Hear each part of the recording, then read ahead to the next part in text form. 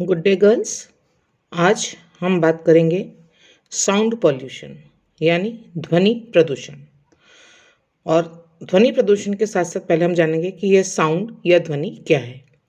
पिछले अध्यायों में हमने मृदा प्रदूषण, वायु प्रदूषण, जल प्रदूषण आदि के बारे में हमने पढ़ा और आज हम बात करेंगे अंतिम प्रदूषण की, और जिसका भी बहुत हानिकारक प्रभाव हमारे स्वास्थ्य पर पड़ सकता है, और वो है साउंड पोल्यूशन या ध्वनि प्रदूषण।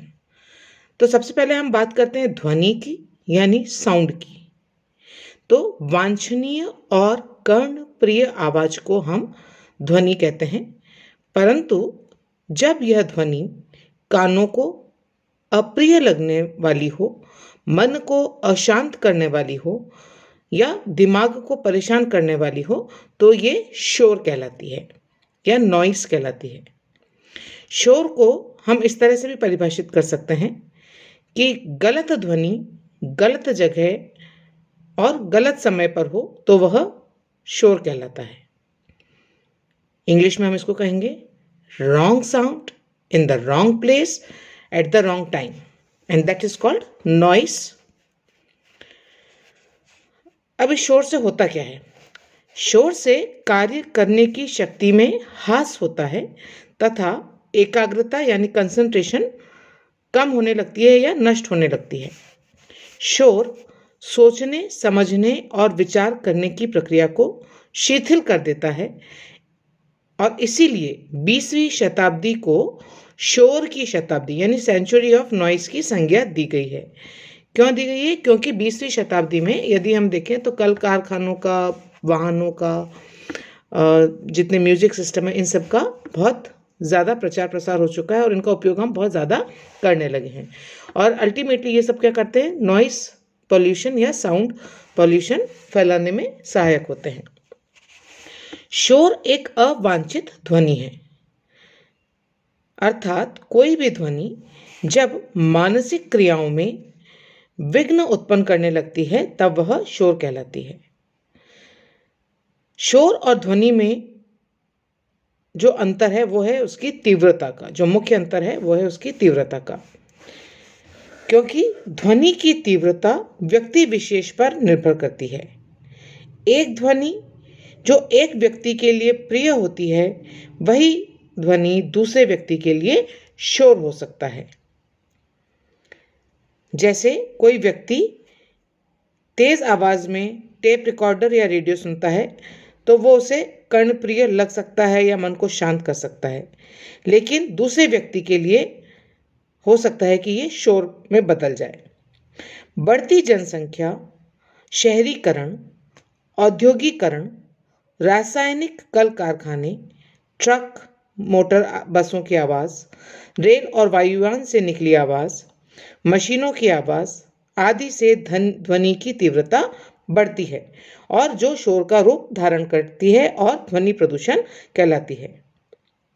प्राकृतिक रूप में शोर बादलों की गड़गड़ाहट, बिजली की कड़क, पक्षियों की आवाज़, तूफानी हवाओं का शोर, ऊंचे पहाड़ों से तेजी से गिरते हुए पानी की ध्वनि, भूकंप, ज्वालामुखी का फूटना आदि कारणों से हो सकती है। यानी ऊपर जहाँ पर हमने जो बातें कही नगरीकरण की या औद्योगिकरण की, ये सारे हमारे पैदा किए हुए मानव के द्वारा विकसित हैं, और प्राकृतिक के अंदर हम बात कह सकते हैं कि ये बिजली की कड़क, बादलों की गड़गड़ाहट, हवाओं का शोर, पानी का गिरना, भूकंप, ज्वालामुखी आदि से जो ध्वनि उत्पन्न होती है वो प्राकृतिक शोर कहलाता है। परंतु इनका इतना अधिक घातक परिणाम नहीं होता, यानी जो प्राकृतिक कारण है उनका ज़्यादा घातक परिणाम नहीं है। कृत्रिम रूप से उत्पन्न ध्वनि प्रदूषण मनुष्य के स्वास्थ्य के लिए बहुत ही ज़्यादा घातक साबित होता है। निरंतर बढ़ती औद्योगिकरण के कारण शोर का दायरा बढ़ता जा रहा है। यहाँ तक कि गांव में भी आपको ये शोर सुनने को मिलेगा। हालांकि शहरों की अपेक्षा गांवों में ध्वनि प्रदूषण कम है। शोर का प्रभाव मानव, पेड़ पौधे, पशु पक्षी और भौतिक वस्तुओं पर भी दिखाई देता है। ध्वनि में मुख्यतः 2 गुण होते हैं, ठीक है। और ये दो गुण कौन से हैं? सबसे पहला है लाउडनेस या तीव्रता, जिसको हम कहते हैं इंटेंसिटी ऑफ साउंड, और दूसरी होती है उसकी बारंबारता या फ्रीक्वेंसी ऑफ साउंड। तो पहले हम बात करेंगे लाउडनेस या तीव्रता की। तो ध्वनि की तीव्रता की इकाई डेसिबल में मापी जाती है। यह इकाई डेसिबल है और ध्वनि की तीव्रता को हम डेसिबल में मापते हैं। ये डेसिबल एक बहुत छोटा एम्पलीट्यूड होता है जिसे मानव अपने कानों से सुन सकता है। मानव के लिए 85 डेसिबल ध्वनि प्रस्तावित है, क्योंकि इस ध्वनि को मनुष्य सहन कर सकता है। इसके बाद की ध्वनि स्वास्थ्य के लिए हानिकारक होती है।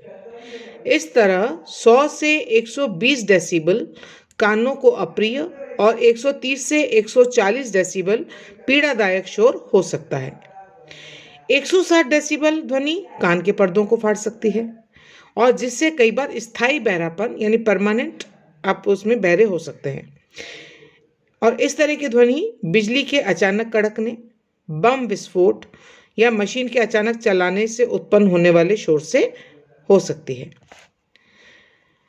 यदि व्यक्ति लगातार अधिक शोरगुल वाले स्थान में रहता है तो उसे हृदय की बीमारी, बहरापन, जोर से बोलने की आदत पड़ सकती है। इसी के साथ साथ अनिद्रा, अपच, मानसिक तनाव, सिर दर्द, थकान, चिड़चिड़ापन, गले में ग्रंथियों का बढ़ना आदि कष्ट भी हो सकते हैं। WHO के अनुसार एक सामान्य व्यक्ति के लिए ध्वनि की तीव्रता निम्न प्रकार से, कुछ तीव्रता मैं आपको बताऊंगी और इसका जब आप PDF देखेंगे तो उसमें से आप इसको अच्छे से याद कर लेना। तो उसमें कितनी एक्सेप्टेबल जो डेसिबल्स हैं, एक्सेप्टेबल जो नॉइस लेवल्स हैं वो किस प्रकार से हैं। जैसे एक हम घर में देखें तो घर में यदि बेडरूम है तो वहाँ पर हम 25 डेसिबल की ध्वनि स्वीकृत रहती है, और यदि आपका ड्राइंग रूम है या जो लिविंग रूम है जहाँ पर हम बैठते हैं वहाँ पर यही जो इसकी ध्वनि है वो बढ़कर 40 डेसिबल तक, 40 डेसिबल तक हो जाती है।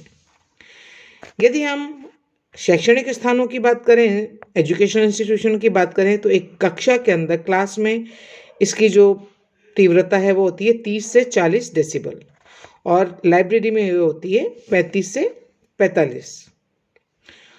हॉस्पिटल्स में, ये वार्ड्स में होती है 20 to 35 डेसिबल्स, और अगर हम कमर्शियल क्षेत्रों की बात करें तो वहाँ पर 35 से लेकर 60 तक की रेंज होती है। और इसी प्रकार से औद्योगिक क्षेत्र की बात करें तो वहाँ पर इसकी रेंज 40 to 60 हो सकती है।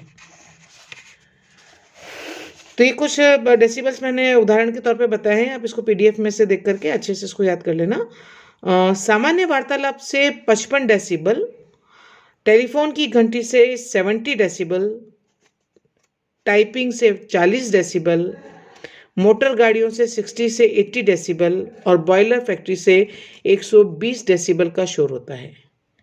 कलाई की घड़ी से 20 डेसिबल की ध्वनि निकलती है, यानी जो टिक टिक टिक टिक आपको सुनाई देती है, जो इतनी लाइट होती है वो भी आपकी 20 डेसिबल की ध्वनि निकालती है। तो ये थी बात आपकी इंटेंसिटी की, तीव्रता की। दूसरी जो इसका गुण होता है ध्वनि का वो है बारंबारता या फ्रीक्वेंसी। तो और इस फ्रीक्वेंसी को हम कैसे नापते हैं? ध्वनि की बारंबारता को या ध्वनि की फ्रीक्वेंसी को हम हर्ट्स में नापा जाता है और इसकी रेंज कितनी होती है? 20 to 20,000। और इसमें यदि हम देखें तो 1 हर्ट्स यानी इसकी जो बारंबारता है, यदि वो 1 हर्ट्स है और वो प्रति सेकंड है तो 1 तरंग के बराबर होती है, यानी 1 तरंग है इसकी 1 हर्ट्स प्रति सेकंड। ठीक है, लेकिन ध्वनि का ये रेंज मनुष्य की उम्र और अन्य कारकों पर भी निर्भर करता है। 20 हर्ट्ज से नीचे तथा 20,000 से ऊपर का कंपन मनुष्य को सुनाई नहीं देता। यह है ध्वनि के गुण, बारंबारता और तीव्रता। अब हम बात करते हैं ध्वनि प्रदूषण के कारण। तो सबसे पहला कारण है और जो बहुत प्रचलित है और जिससे हम आए दिन रूबरू होते हैं वो है लाउड स्पीकर। तो लाउड स्पीकर से सबसे अधिक शोरगुल होता है, खास तौर से मंदिर, सार्वजनिक स्थान, मस्जिद, शादी विवाह, पार्टी आदि के अवसर पर लाउड स्पीकर का प्रयोग किया जाता है और इससे ध्वनि प्रदूषण फैलता है। लाउड स्पीकर से परीक्षा देने वाले विद्यार्थी, रोगी और वृद्धों को अधिक कष्ट पहुंचता है। दूसरा है जागरण, रामलीला और इस प्रकार के अन्य जो धार्मिक कार्यक्रम होते हैं उनमें भी बहुत अधिक शोर होता है और वो ध्वनि प्रदूषण का कारण बनता है। तीसरा है मोटर वाहन, रेल मशीन, औद्योगिक संस्थान, वायुयान आदि से शोर उत्पन्न होता है और इससे भी ध्वनि प्रदूषित होती है। इसी प्रकार से जोर से बोलने, चिल्लाने, तेज आवाज में वाद्य यंत्र बजाने, रेडियो, टीवी, सिनेमा हॉल से निकला शोर भी ध्वनि प्रदूषण का कारण होता है। इसी प्रकार से जितने भी कल कारखाने, इनमें जो मशीनें चलती हैं, इनसे जो बॉयलर्स इनके होते हैं, उनसे जो उत्पन्न ध्वनि है वो भी नॉइस पोल्यूशन का कारण बनती है। ठीक है, तो ये बहुत सारे ध्वनि प्रदूषण के कारण है। अनावश्यक हम गाड़ियों के हॉर्न बजाते हैं। आपने देखा होगा कई जगह हॉस्पिटल्स के बाहर लिखा होता है कि ध्वनि आप यहाँ पर निम्नतम रखिए या यहाँ पर ध्वनि गाड़ियों के हॉर्न बजाना प्रतिबंधित है। हॉस्पिटल के आगे, स्कूलों के आगे, जितने भी इंस्टीट्यूशंस हैं उनके आगे शोर, अगर हम इस तरह का शोर करते हैं तो वहाँ पर नॉइस पोल्यूशन फैलाता है। अब हम बात करते हैं ध्वनि प्रदूषण का हमारे स्वास्थ्य पर क्या प्रभाव पड़ सकता है। तो अधिक शोर से अस्थायी अथवा स्थायी बहरापन जैसा रोग हो सकता है। 80 डेसिबल से अधिक का शोर श्रवण शक्ति को स्थायी रूप से हानि पहुंचाने में सक्षम होता है। इससे अधिक तीव्रता और अधिक ऊंची आवृत्ति वाले शोरगुल भरे स्थानों में कार्यरत व्यक्ति को और अधिक हानि उठानी पड़ सकती है।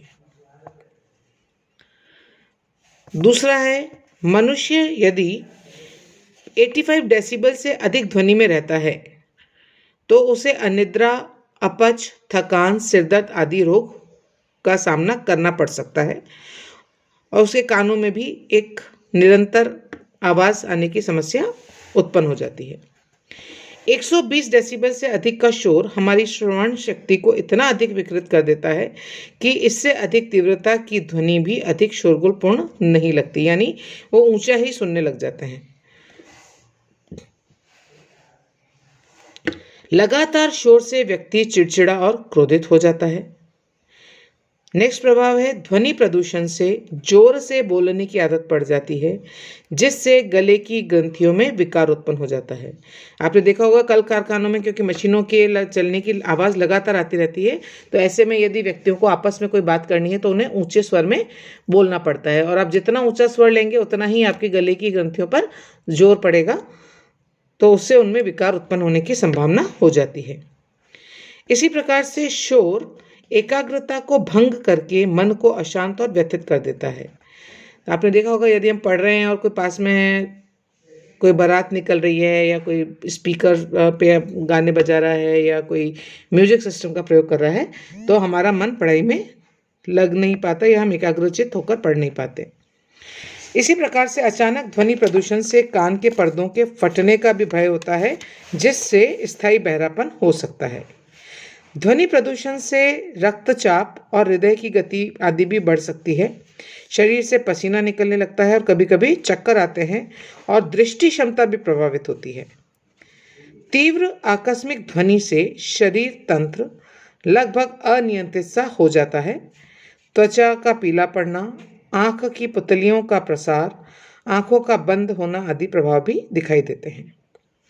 इसी प्रकार से शोर प्रदूषण या ध्वनि प्रदूषण के कारण जैव रासायनिक परिवर्तन भी होने लगते हैं, जैसे रक्तवाहिनियों का संकुचन, रक्तचाप में परिवर्तन, आहार नाल में अव्यवस्था, ऐच्छिक और अनैच्छिक मांसपेशियों में तनाव आदि अनेक लक्षण देखे गए हैं।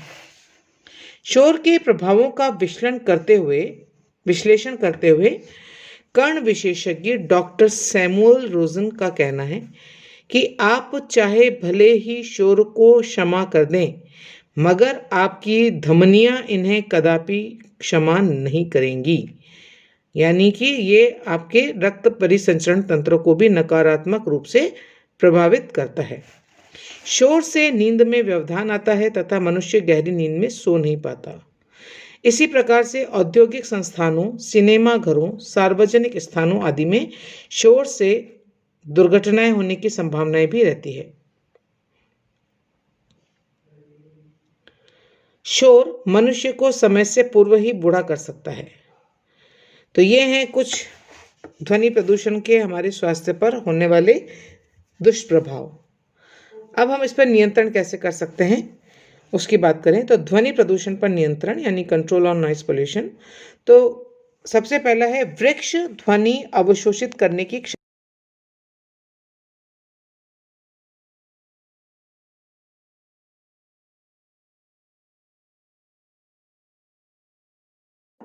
घरेलू उपकरणों से भी शोर निकलता है, जैसे मिक्सी, कूलर, सिलाई मशीन आदि। अतः उपकरणों को खरीदते समय ध्यान रखना चाहिए कि वे अच्छी कंपनी के हों, प्रमाणित मार्के वाले हों और जिनमें कम से कम ध्वनि उत्पन्न हो, उनका प्रयोग हमें करना चाहिए। नेक्स्ट है औद्योगिक संस्थानों और कल कारखानों में ध्वनि अवशोषक यंत्रों का प्रयोग करना चाहिए। अधिक शोर करने वाले उपकरणों को ध्वनि प्रूफ कमरों में रखना चाहिए। इसी प्रकार से मोटर गाड़ी, वाहन आदि की समुचित देखभाल और मरम्मत करानी चाहिए। इनमें साइलेंसर का प्रयोग अवश्य रूप से करना चाहिए ताकि कम से कम शोर हो, और अधिक शोर करने वाले कलपुर्जों को तुरंत बदल देना चाहिए। इसी प्रकार रेडियो, टीवी, टेप रिकॉर्डर आदि को हमें कम आवाज़ में सुनना चाहिए।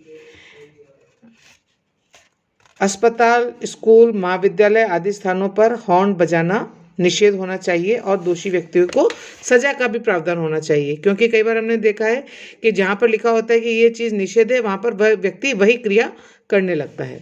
तो यदि आप वहाँ पर सजा का प्रावधान कर देंगे तो हो सकता है उस पर हम नियंत्रण कर सकें। इसी प्रकार आवासीय स्थानों में भारी ट्रक और मोटर गाड़ियों के यातायात पर कानूनन रोक लगानी चाहिए। औद्योगिक संस्थान, कल कारखाने, सिनेमाघर आदि आवासीय क्षेत्र से दूर होने चाहिए और लाउड स्पीकर और माइक द्वारा प्रचार जो है वो सुबह 9 से लेकर शाम 6 बजे तक पूर्ण बंद रहना चाहिए, क्योंकि इस समय में लोग अपना अधिकांश कार्य पूरा करते हैं और इससे अगर वहाँ पर शोर प्रदूषण होगा तो वो कार्य बाधित होगा। ध्वनि प्रदूषण को रोकने के लिए कानून बनाया जाना चाहिए तथा इसका कठोरता से पालन भी करवाया जाना चाहिए। राजस्थान शोर अधिनियम, ध्वनि प्रदूषण नियंत्रण अधिनियम 1990 के अंतर्गत अधिक शोर उत्पन्न करने वाले वाहन, कारखाने, औद्योगिक संस्थान आदि दंडनीय और अपराध के क्षेत्र में माने जाते हैं। जनसाधारण को ध्वनि प्रदूषण से होने वाले रोगों एवं हानियों के बारे में बताया जाना चाहिए। उन्हें शिक्षित करना चाहिए ताकि वे ध्वनि प्रदूषण के महत्व को समझ सके और जिससे वे ध्वनि प्रदूषण को फैलने से रोकने में सहायता कर सके। वो श्रमिक जो फैक्ट्री में कार्य करते हैं और जहाँ पर 100 डेसिबल की ध्वनि उत्पन्न होती है, उन्हें अपने कानों में ईयर प्लग लगा लेने चाहिए और समय समय पर उनके स्वास्थ्य की जांच भी कराई जानी चाहिए। हवाई यातायात से उत्पन्न शोर भी गंभीर चिंता का विषय है। विभिन्न देशों में इस दिशा में कई सराहनीय प्रयत्न भी किए गए हैं। अनेकों अंतर्राष्ट्रीय हवाई अड्डों पर अधिकतम शोर सीमा निर्धारित की गई है। जैसे लंदन में 102 डेसिबल से अधिक शोर रात्रि के समय में आप नहीं कर सकते, और न्यूयॉर्क के कनाडा में अंतर्राष्ट्रीय हवाई अड्डे पर अधिकतम शोर की सीमा 112 डेसिबल निर्धारित की गई है। मोटर वाहनों में बहुध्वनि वाले हॉर्न बजाने पर प्रतिबंध लगाना चाहिए और उसका कड़ाई से पालन भी किया जाना चाहिए। ठीक है, तो ये हैं कुछ उपाय हैं। इसके अलावा भी और भी उपाय हो सकते हैं जिनको आप इसमें सम्मिलित कर सकते हैं। ध्वनि की प्रबलता के ऊपर एक टेबल है जिसको मैं आपको PDF में दूंगी, और जैसे मैं आपको एक छोटा सा एक उदाहरण बता देती हूँ कि उसमें आप कैसे उसको आप मेजर करते हैं। तो जैसे कोई धीमा रेडियो चल रहा है तो उसमें ध्वनि की जो इंटेंसिटी होती है, तीव्रता होती है, वो तो होती है 30 से 40 डेसिबल, और वो आपको मनुष्य द्वारा स्वीकृति का जो उसका वांछित स्तर है वो कैसा होता है, वो मधुर, यानी हमको वो ध्वनि मधुर लगती है। जब हम बात करते हैं आपस में तो वो 50 से 60 डेसिबल की तीव्रता लिए हुए होती है और उसको हम सामान्य तेज कह सकते हैं। जहाँ पर हल्का यातायात होता है वहाँ पर ये ध्वनि की तीव्रता 70 डेसिबल तक चली जाती है, जिसको हम शोरगुल में मान सकते हैं। अगर मोटरसाइकिल जब हम स्टार्ट करते हैं तो उससे जो उत्पन्न ध्वनि है वो 90 डेसिबल का तीव्रता लिए हुए होती है और उसको हम प्रबल शोर में सम्मिलित कर सकते हैं। बिजली के कड़कने से 120 डेसिबल तक की ध्वनि उत्पन्न हो सकती है, जो कि बहुत ही ज़्यादा असुविधाजनक और पीड़ापूर्ण शोरगुल कहलाता है। इसी प्रकार से जो जेट यान उड़ने के समय जो ध्वनि उत्पन्न होती है, यानी हवाई जहाज के स्टार्ट होने के समय जो ध्वनि उत्पन्न होती है वो होती है 150 डेसिबल, और जो कि बहुत ही अधिक पीड़ाजनक है और स्वास्थ्य के लिए भी हानिकारक है। गनीमत है कि अभी हमारे यहाँ पर इतने उनका परिवहन नहीं है जिससे कि हम बहुत ज़्यादा परेशान हो। कभी कभार आपको यदा-कदा आपको दिखेंगे, लेकिन एयरपोर्ट के पास में रहने वाले व्यक्ति निश्चित रूप से इस समस्या का, नॉइज़ पॉल्यूशन का सामना करते हैं। तो ये था आपका नॉइज़ पॉल्यूशन या साउंड पॉल्यूशन, और इसी के साथ में आपके सभी प्रकार के पॉल्यूशन और इकाई 3 का पहला चैप्टर समाप्त होता है। अगले कक्षा में हम अपना नया चैप्टर शुरू करेंगे। तब तक के लिए गुड बाय।